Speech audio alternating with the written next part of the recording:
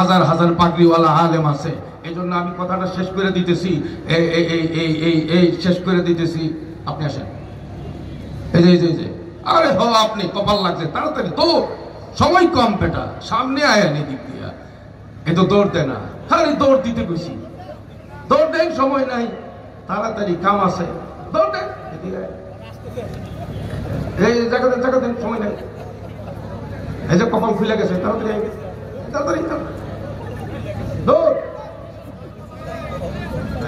পোস্টারের নাম আছে নি আপনার? আয় করছেন তো, আল্লাহ কবুল করেন, আমিন কন। জান্নাতি হিসাবে কবুল করেন, আমিন কন। আচ্ছা, এই লোকটারে যে দেখতেছেন, ওনারে তো বহুত বড় আলেমের মতো মনে হইতেছে না? আস্থা পাবলিক, এতে কোনো সন্দেহ আছে? ওনাকে যদি আমি আমার পাঞ্জাবিটা পরায় দেই, আলেমের একটা ভাব আসবে না? এই যে কথা বলেন, আসবে না? মাথার টুপিটা খুলে যদি ওনারে পরায়, খুলেন না এটা, ওনার মাথার মধ্যে যদি আমি এই টুপিটা পরায় দিই, ভাব, আলেমের ভাব কমবে না বাড়বে? আর সৌদি আরবের ইমামদের একটা আবা যদি ওনারে পরায় দেয়, ছোট আলেম বোঝা যাবে না বড় আলেম বোঝা যাবে? আর একটা পাগড়ি যদি মাথার মধ্যে পৌঁছায় লাগায় দেয়, পেঁচায় দেয়, তাইলে আলেমের ভাব সাপ অর্ধেক থাকবে না পূর্ণ হয়ে যাবে? আর ডান হাতে যদি একটা লাঠি, বাম হাতে একটা তসবিহ ধরায় দেয়, বাংলাদেশের বহুত বড় বুজুর্গ, এর চেয়ে বড় বুজুর্গ আর খুঁজে পাওয়া যাবে না। এই লোকটারে এই জুব্বা পরায়া, পাগড়ি পরায়া, আর আবাটাবা পরায়া, এক হাতে লাঠি আর এক হাতে তসবিহ দিয়া, আমি আর উনি দুইজনে মিলে আপনাদের এলাকার মৌচাকের মুড়ে কোনো মসজিদের মধ্যে যদি মাগরিবের নামাজ পড়তে যাই, ঘটনাক্রমে যদি ইমাম সাহেব না থাকে, আমারেও চিনে না, তারেও চিনে না, আপনি বলেন তো ইমামতি কি আমার কপালে না তার কপালে? এই তো বুঝতেছেন না, আমার কপালে না তার কপালে? এই যে ইমামতি তার কপালে গেল, এটা কি এলেমে না লেবাসে? এই বিষয়টাই বুঝতে অসুবিধা এই জমানার মানুষের। ওনারে এই লেবাসে মাওলানা সাহেব বানাইতে আমার কি 10 বছর লাগবে না আধা ঘন্টা? চেষ্টা করলে আরো কম সময়ে ওনাকে আলেম বানানো যাবে কি যাবে না? এই লেবাসে মৌলবি দিয়া ইমামতি চলবো? করতে পারবেন ইমামতি? চলবো? দিন যত যাচ্ছে, ইসলাম বিরোধী চক্রান্ত এবং ষড়যন্ত্র দিন দিন কমতেছে না বাড়তেছে? কাদিয়ানীদের উৎপাত কমতেছে না বাড়তেছে? হিজবুত তাওহীদের উৎপাত কমতেছে না বাড়তেছে?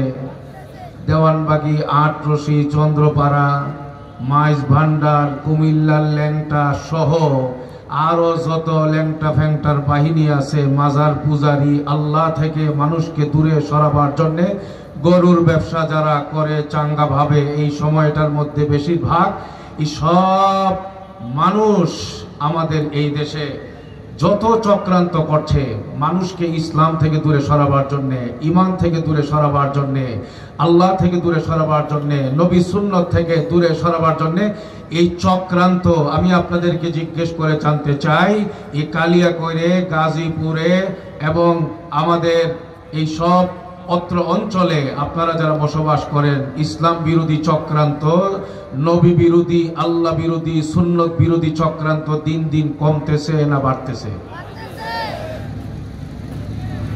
এই সব চক্রান্তের মূল হুতা যারা, ইহুদি, খ্রিস্টান, হিন্দু, বৌদ্ধ এবং তাদের চর, তাদের দূষর, তাদের দালাল, বাংলাদেশে যারা যেভাবে কাজ করছে, ইসলামে আঘাত করবার জন্যে, কোরআনে আঘাত করবার জন্যে, ইসলামকে ধ্বংস করবার জন্যে, সঠিক ইসলাম থেকে মানুষকে দূরে সরাবার জন্যে যত বাতিল বাংলাদেশে কাজ করছে, সকল বাতিলের একমাত্র টার্গেট হইল এই দেশের কওমি দেওবন্দি উলামায়ে কেরাম। এক কথায় বলতে গেলে এখন সব বাতিল আলেমদেরকে টার্গেট করে, আলেমদের বিরুদ্ধে কথা বলবার জন্য এখন মূল শিরোনাম একটাই আনছে, হেফাজতে ইসলামই হচ্ছে আমাদের সকলের পথের কাঁটা। বাংলাদেশে বিগত 15-16 বছরে ফ্যাসিস্ট সরকারের আমলেও হেফাজত ছিল বাতিলের চক্রান্ত, বাতিল হিসাবে চক্রান্তকারী যারা, তাদের সকলের টার্গেটের সংগঠন। আর বর্তমানেও পতিত পরাজিত আওয়ামী সরকারের তুষর হিসাবে যাদেরকে আমরা মনে করছি, সাদিয়ানি গোষ্ঠী, কাদিয়ানি গোষ্ঠী, যত ইসলাম বিরোধী চক্রান্তকারী গোষ্ঠী আছে সব গোষ্ঠীর মূল টার্গেটে পরিণত হয়েছে হেফাজতে ইসলাম। কথা বলেন ঠিক কিনা? হেফাজতে ইসলাম মানে এই দেশের ওলামায়ে কেরাম, এই দেশের ইমাম, খতিব, মুফতি, মুহাদ্দিস যারা আল্লাহকে, রাসূলকে, ইসলামকে জীবন দিয়ে ভালোবাসে, বাতিলকে প্রতিহত করতে চায়, তাদের জন্য অরাজনৈতিক ধর্মীয় সর্ববৃহৎ সংগঠনের নাম হেফাজতে ইসলাম। সেই হেফাজতে ইসলামই হচ্ছে বাংলাদেশে বাতিলের সর্বোচ্চ টার্গেট। এই হেফাজতে ইসলাম সহ হেফাজতের যত নেতৃবৃন্দ, উলামায়ে কেরাম, কালিয়াকৈরে যারা খেদমত করে যাচ্ছেন দ্বীনের, আমাদের আশপাশের জেলা, উপজেলায়, থানা, ওয়ার্ড পর্যায়ে ইমাম, খতিব, মাদ্রাসার আসাতিজায়ে কেরাম যারা যত রকম খেদমত করে যাচ্ছেন দ্বীনকে হেফাজতের জন্য, বাতিলের মোকাবেলা করবার জন্য, এই সকল উলামায়ে কেরাম এই বর্তমানে সকল বাতিলের একমাত্র টার্গেটে পরিণত হয়েছে। এর মূল কারণ হল বাতিলের উৎপাত যখন শুরু হয়, ইসলাম বিরোধী কর্মকাণ্ড যখন কোনো এলাকায় দেখা যায়, এলাকার সাধারণ মুসলমানরা নীরব থাকলেও দেওবন্দি কওমে উলামায়ে কেরাম জীবন বাজি রেখে ইসলাম বিরোধী ফিতনার মোকাবেলা করবার জন্য ময়দানে ঝাঁপায়া পড়ে। কথা বলেন ঠিক কিনা? এটা এই দেশে বারবার প্রমাণিত হয়েছে। আর সেই জন্যই আপনারা দেখেছেন বিগত 15-16 বছর যাবৎ ফ্যাসিস্ট আওয়ামী সরকার ভিন্ন মতের সব মানুষের উপরে জুলুম করেছে, তবে সবচেয়ে বেশি জুলুম নির্যাতন করেছে উলামায়ে কেরামের উপরে। সবচেয়ে বেশি জুলুম নির্যাতন করেছে কওমি মাদ্রাসাগুলোর উপরে। কথা বলেন ঠিক কিনা? এর মূলে কারণ একটাই ছিল, তারা চেয়েছিল আলেমদেরকে বিদায় করতে পারলে, আলেমদেরকে জেলখানায় বন্দী করে রাখতে পারলে, আলেমদের আওয়াজকে স্তব্ধ করে দিতে পারলে এই দেশ থেকে ইসলামকে আমরা বিদায় করে দিতে পারবো আর আমাদের ক্ষমতার সিংহাসন চিরস্থায়ী হবে। কিন্তু বর্তমান বাংলাদেশ এই কথা আমাদেরকে দেখায় দিতেছে, আলেম ওলামা তাদের কণ্ঠ আগে যতটা শক্তিশালী ছিল, তারা বর্তমানেও আগের চেয়েও আরো বেশি শক্তি নিয়ে হকের কথা বলে যাচ্ছেন। আলেমদের দমন করবার জন্য গোটা রাষ্ট্রকে যারা ব্যবহার করেছে, তাদেরকে এখন গোটা বাংলাদেশে বাতি লাগায়াও খুঁজে পাওয়া যায় না। কথা বলেন ঠিক কিনা?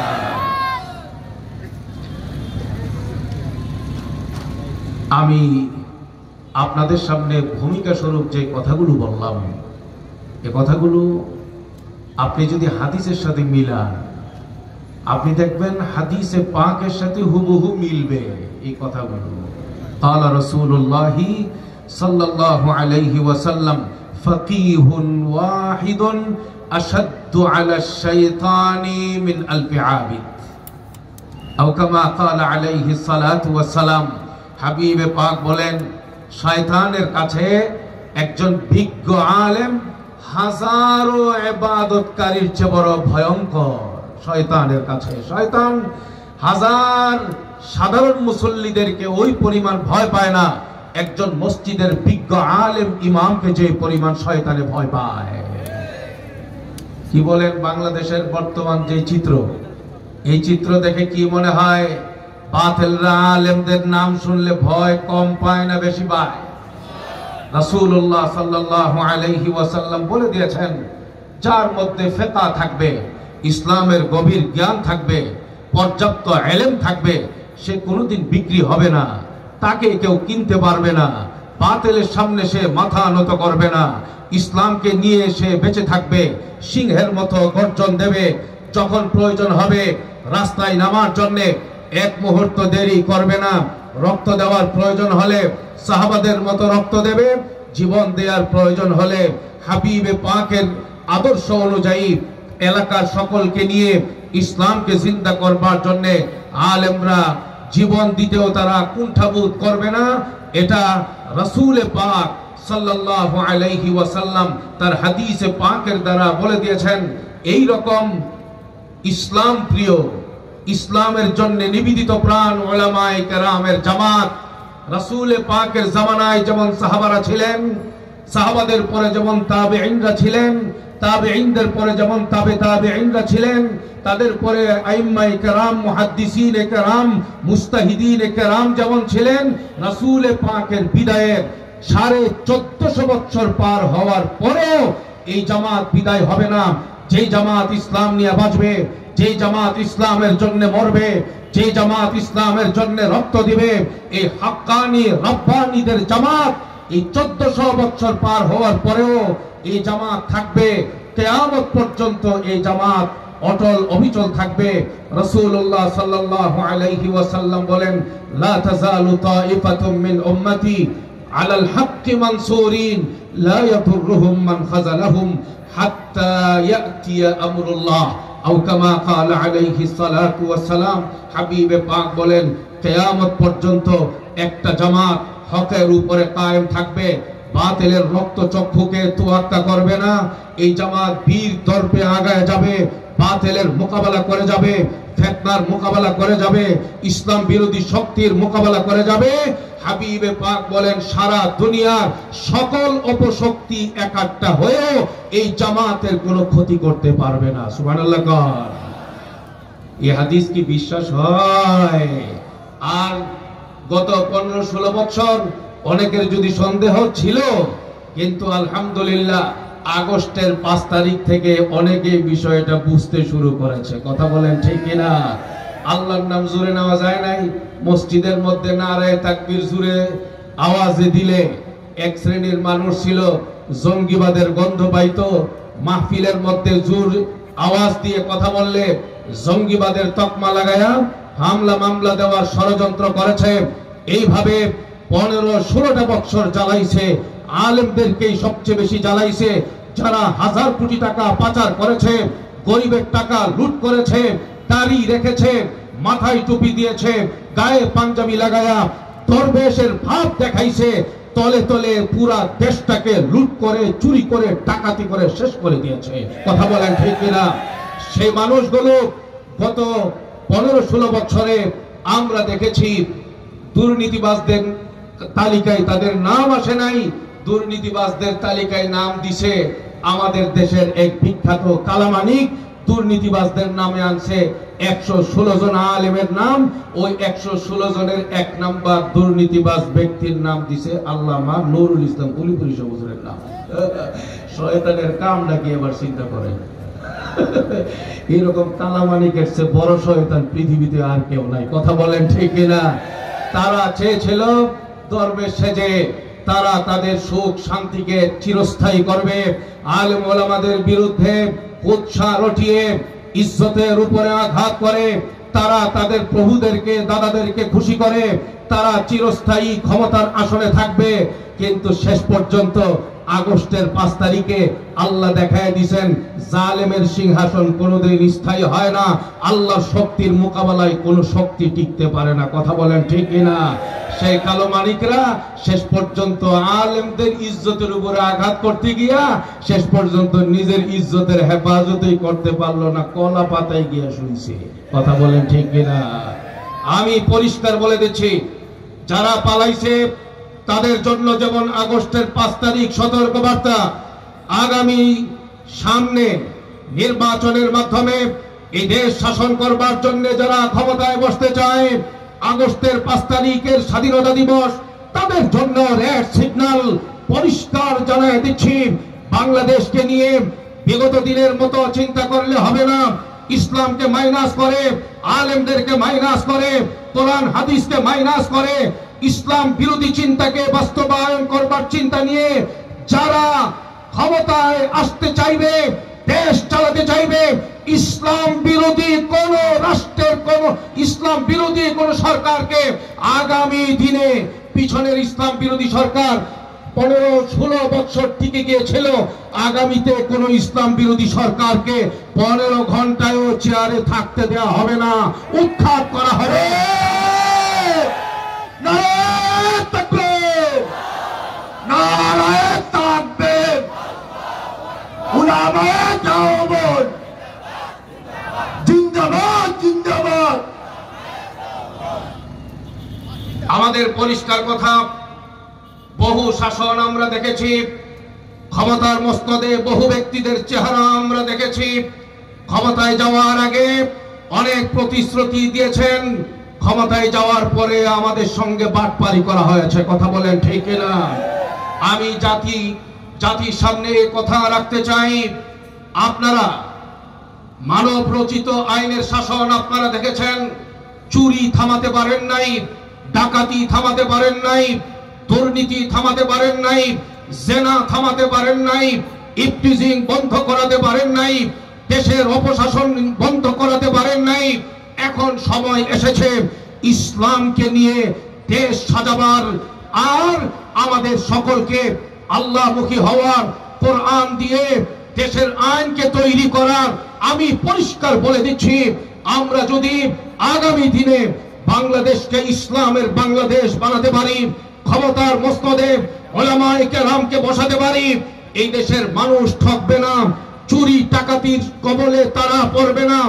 দেশ হবে সোনার বাংলাদেশ। সোনার বাংলাদেশ আক্ষরিকভাবে যদি আমরা পেতে চাই, বাংলাদেশকে ইসলামের বাংলাদেশ বানাতে হবে। কথা বলেন ঠিক কিনা? আমি আপনাদের সামনে যে কথাগুলো বলছিলাম, রাসূলুল্লাহ সাল্লাল্লাহু আলাইহি ওয়াসাল্লাম বলে দিয়েছেন, লা তাযালু তাইফাতুম মিন উম্মতি আলাল হাক্কি মানসুরিন। কেউ এইরকম চিন্তা করার সুযোগ নাই আলেম ওলামারা কিছুদিন থাকবে আন্দোলনের মাঠে, এরপরে বেরাকে চলে যাবে। এই রকম কথা সাতপন্থীরা বহুদিন বলছে, আরাম করে জ্বালাইছে। কথা বলেন ঠিক কিনা? কিন্তু এই দেশের উলামায়ে কেরাম 18 সাল থেকে ময়দানে নামছে, এখনো পর্যন্ত ময়দানে আছে। ইসলামের বিরুদ্ধে যারা ষড়যন্ত্র করবে, সাতপন্থী হয়ে ষড়যন্ত্র করবে, কাদিয়ানি হয়ে ষড়যন্ত্র করবে, সাদিয়ানি হয়ে ষড়যন্ত্র করবে, হিজবুত তাওহীদ হয়ে ষড়যন্ত্র করবে, ল্যাংটা ফ্যাংটার মাজারের চক্রান্তকারী দালাল হিসাবে চক্রান্ত করবে, নাস্তিক মুরতাদ হয়ে চক্রান্ত করবে। আমাদের পরিষ্কার কথা, আলেম ওলামা জীবনের তোয়াক্কা করে না, ইসলাম ছাড়া কিছুই বুঝে না। একজন আলেম তার চোখের সামনে ইসলামকে নিয়ে কেউ ষড়যন্ত্র করবে, দুনিয়ার সবাই তার চুপ করে থাকতে পারে, দেওবন্দি হাক্কানি রব্বানি উলামায়ে কেরাম কখনো চুপ করে বসে থাকবে না।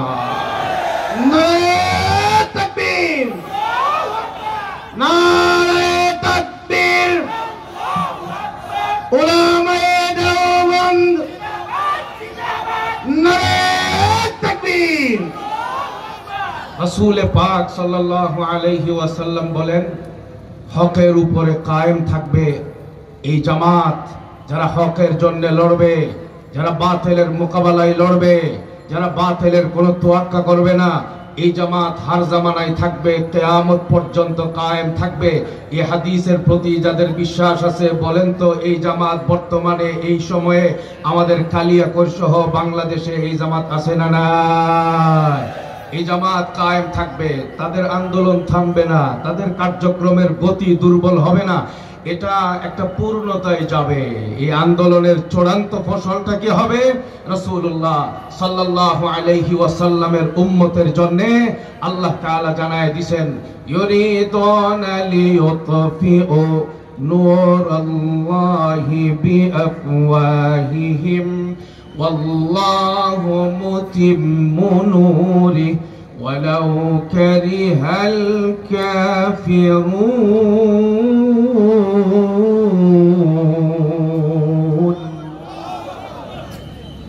والذي أرسل رسوله بالهدى ودين الحق ليظهره على الدين كله ولو كره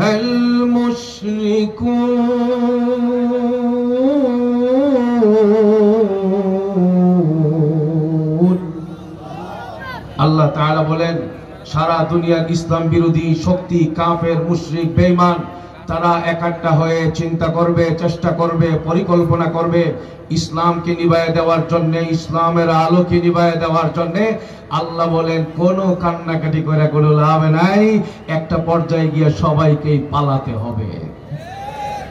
কিন্তু ইসলাম পূর্ণতা লাভ করবে। কতটুকু পূর্ণতা লাভ করবে? রাসূলুল্লাহ সাল্লাল্লাহু আলাইহি ওয়াসাল্লাম বলেন, লা ইয়াবকা আলা যাহরিল আরদি বাইতু মাদারিন ওয়ালা ওয়াবারিন ইল্লা আদখালাহু আল্লাহু কালিমাতাল ইসলাম আও কামা ক্বালা আলাইহিস সালাতু ওয়াস সালাম। হাবিবে পাক বলেন, সংগ্রাম চলতে থাকবে, হক আর বাতিলের মধ্যে লড়াই চলতে থাকবে, আরাম আয়েশ করে ইসলামকে পূর্ণতায় পৌঁছানো হবে, এই চিন্তা করার কোনো সুযোগ নাই। হাবিবে পাক বলেন, সংঘাত আর সংগ্রাম চলবে, হক আর বাতিলের সঙ্গে লড়াই চলতে থাকবে।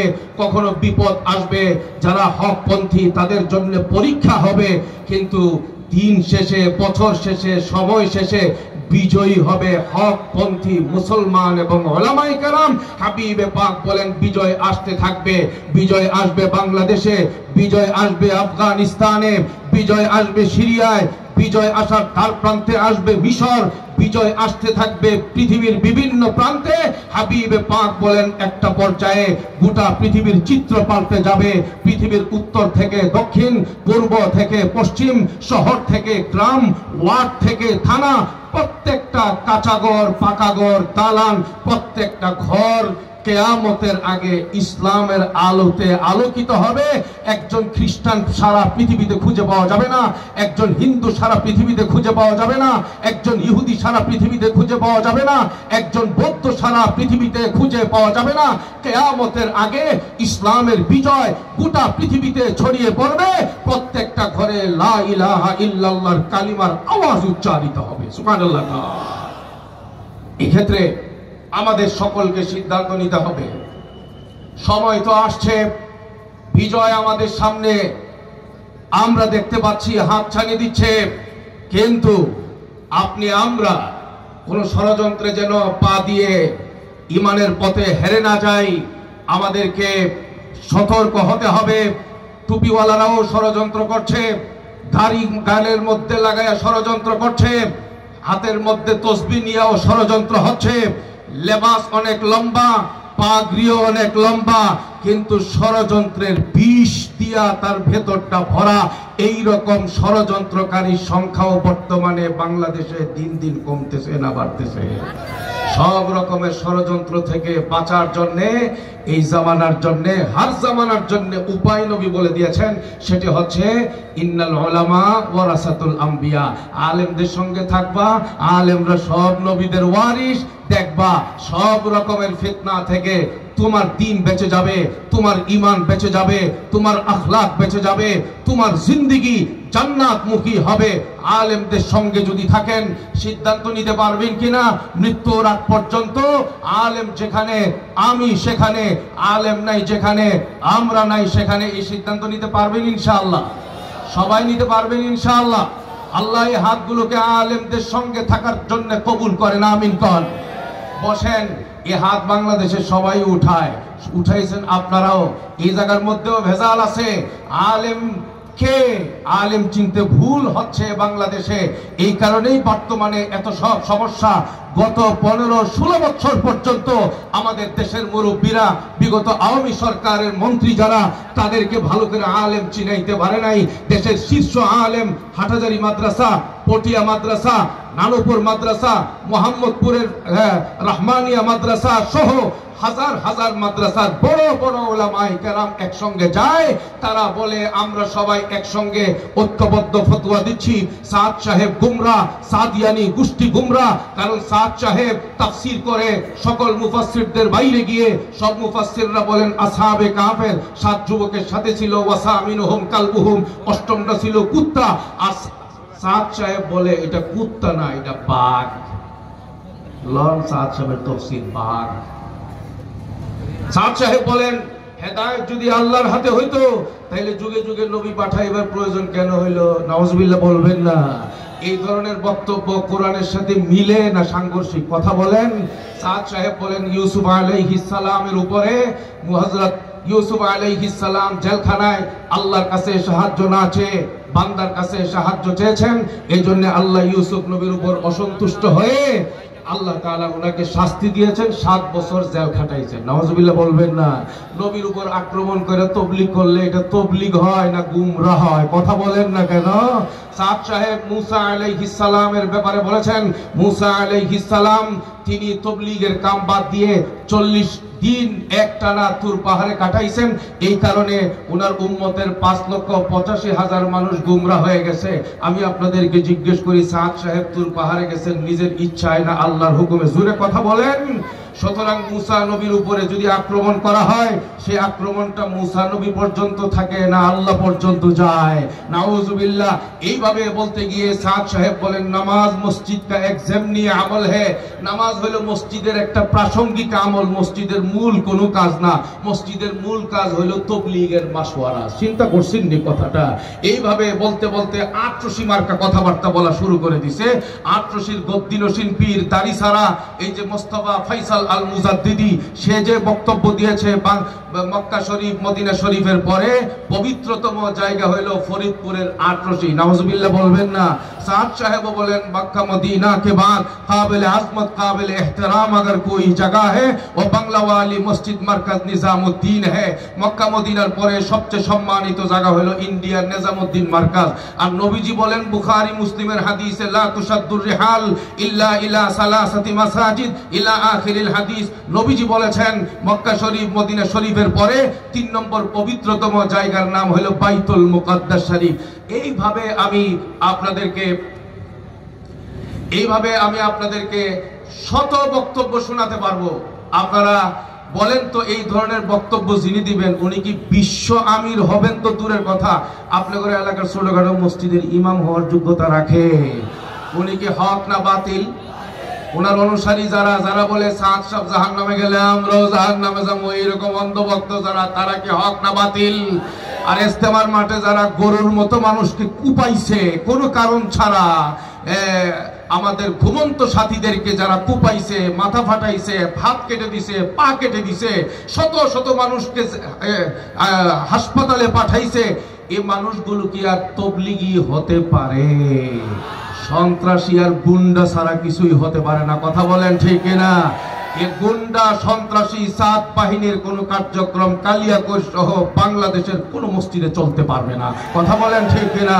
সাদ সাহেব গুমরাহ, তিনি যতক্ষণ পর্যন্ত তাওবা করে ফিরে না আসবেন, সাদ সাহেবের গাড়ির চাকা বাংলাদেশে কোনোদিন চলতে দেওয়া হবে না, হবে না, হবে না। আমি আপনাদেরকে শেষ কথা বলে যে এই কথা আমি বলতে চাই, ও ভাই, আমি এই জায়গাতে আপনাদেরকে মূল কথাটাতে নিয়ে আসতে চাই। ভাই, এই বাংলাদেশে বহু চেষ্টা করা হয়েছে, আলেম চেনানো যায় নাই। সারা দেশের আলেমরা মিলে চেষ্টা করেছে, ফেসিস সরকারের লোকদেরকে আলেম চিনাইতে পারে নাই। এরা বলে এদের সাথেও তো হাজার হাজার পাগড়িওয়ালা আলেম আছে। এই জন্য আমি কথাটা শেষ করে দিতেছি, এই শেষ করে দিতেছি। আপনি আসেন, এই যে আরে হো, আপনি কপাল লাগছে, তাড়াতাড়ি তো, সময় কম বেটা, সামনে আয়া নি দিক দিয়া, এ তো দৌড় দেয় না, খালি দৌড় দিতে গেছি, দৌড় দেন, সময় নাই, তাড়াতাড়ি কাম আছে, দৌড় দেন, এই জায়গা দেন, সময় নাই, এই যে কপাল খুলে গেছে, তাড়াতাড়ি তাড়াতাড়ি দৌড়। পোস্টারের নাম আছে নি আপনার? আয় করছেন তো, আল্লাহ কবুল করেন, আমিন কন। জান্নাতি হিসাবে কবুল করেন, আমিন কন। আচ্ছা, এই লোকটারে যে দেখতেছেন, ওনারে তো বহুত বড় আলেমের মতো মনে হইতেছে না? আস্থা পাবলিক, এতে কোনো সন্দেহ আছে? ওনাকে যদি আমি আমার পাঞ্জাবিটা পরায় দেই, আলেমের একটা ভাব আসবে না? এই যে কথা বলেন, আসবে না? মাথার টুপিটা খুলে যদি ওনারে পরায়, খুলেন না এটা, ওনার মাথার মধ্যে যদি আমি এই টুপিটা পরায় দিই, ভাব, আলেমের ভাব কমবে না বাড়বে? আর সৌদি আরবের ইমামদের একটা আবা যদি ওনারে পরায় দেয়, ছোট আলেম বোঝা যাবে না বড় আলেম বোঝা যাবে? আর একটা পাগড়ি যদি মাথার মধ্যে পৌঁছায় লাগায় দেয়, পেঁচায় দেয়, তাইলে আলেমের ভাব সাপ অর্ধেক থাকবে না পূর্ণ হয়ে যাবে? আর ডান হাতে যদি একটা লাঠি, বাম হাতে একটা তসবিহ ধরায় দেয়, বাংলাদেশের বহুত বড় বুজুর্গ, এর চেয়ে বড় বুজুর্গ আর খুঁজে পাওয়া যাবে না। এই লোকটারে এই জুব্বা পরায়া, পাগড়ি পরায়া, আর আবা টাবা পরায়া, এক হাতে লাঠি আর এক হাতে তসবিহ দিয়া আমি আর উনি দুইজনে মিলে আপনাদের এলাকার মৌচাকের মুড়ে কোনো মসজিদের মধ্যে যদি মাগরিবের নামাজ পড়তে যাই, ঘটনাক্রমে যদি ইমাম সাহেব না থাকে, আমারও চিনে না তারেও চিনে না, আপনি বলেন তো ইমামতি কি আমার কপালে না তার কপালে? এই তো বুঝতেছেন না, আমার কপালে না তার কপালে? এই যে ইমামতি তার কপালে গেল, এটা কি এলেমে না লেবাসে?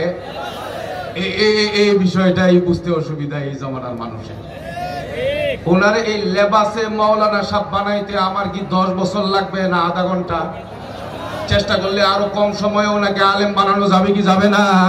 এই লেবাসে মৌলবি দিয়া ইমামতি চলবো? করতে পারবেন ইমামতি? চলবো? হয়েছে হয়েছে, আল্লাহ কবুল করেন, আমিন কর। হ্যাঁ, তাইলে বোঝা গেল লেবাসে মৌলবি দিয়া তাবলীগের জিম্মাদারি আদায় করা সম্ভব হবে না। এই যে মাওলানা সাহেব হুজুর আছে, উনি দাওরা ফারেক হয়েছে যে মাদ্রাসা থেকে, দাওরা পড়তে ওনার নিম্নে 16 বছর সময় লাগছে রে ভাই। কত বছর জুড়ে কান? 15-16 বছর সময় লাগছে। এই 15-16 বছরে এলেমে উনি আলেম হইছে। আর নবী বলছেন ইন্নাল উলামা ওয়ারাসাতুল আম্বিয়া ওয়া ইন্নামা লাম ইউয়ারিসু আল ইলম। উলামায়ে কেরাম তারাই হবে যাদের সিনার মধ্যে এলেম আছে, যাদের সিনার মধ্যে কোরআন হাদিসের পর্যাপ্ত এলেম আছে।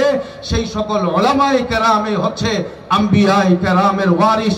উলামায়ে কেরাম কে কে আলেম, কে মুফতি, কে মুহাদ্দিস আপনি বুঝবার জন্য সহজ হইল এই দেশের আপনাদের এলাকার বিজ্ঞ উলামায়ে কেরাম যাদেরকে আলেম হিসাবে স্বীকৃতি দিবে তারাই হলেন উলামা। তাদেরকেই মানতে হবে। মানবার জন্য তৈরি আছেন তো ইনশাআল্লাহ?